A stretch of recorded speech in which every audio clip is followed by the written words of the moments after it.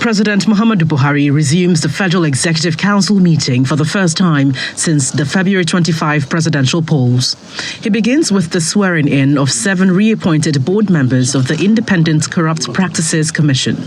Justice Adamo, do solemnly swear that I will be faithful and bear true allegiance to the Federal Republic of Nigeria.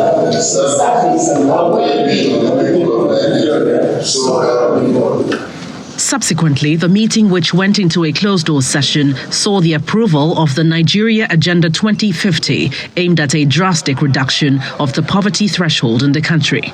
The 2050 agenda highlights the roadmap for accelerated, sustained, and broad-based growth, and also provides broad frameworks and approaches for reducing unemployment, poverty, inequality, and human deprivation.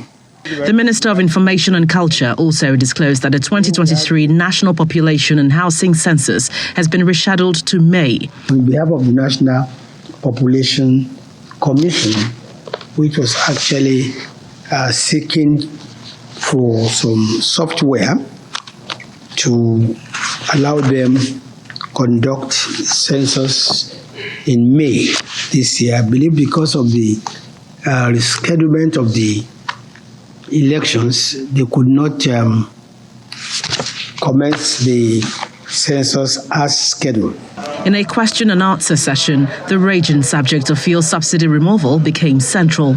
Barely 3 months away from its discontinuation, there are concerns about the palliative measures. For over a year plus now, His Excellency the Vice President has been leading a committee working on this. The National Economic Council also has a committee that has also been working on this. So the stage that we are is how to finalize, the suggestions that have come up from both sides, both from the federal government side and from the governor's side. Like it's something that is going to affect the entire nation. And so they will just have to ensure that everyone is carried along. That's both the federal and then the sub-national government. After an 18-month extension in January 2022, 3.3 trillion naira was proposed by the government to fund petrol subsidy till June 2023. The Minister of State for Budget and National Planning, as of now, is very unclear about a timeline for when the discussions on palliative would conclude, but it would be recalled that conversations had begun previously on providing at least 5,000 naira cash to each of the 40 million Nigerians identified as the poorest of the poor.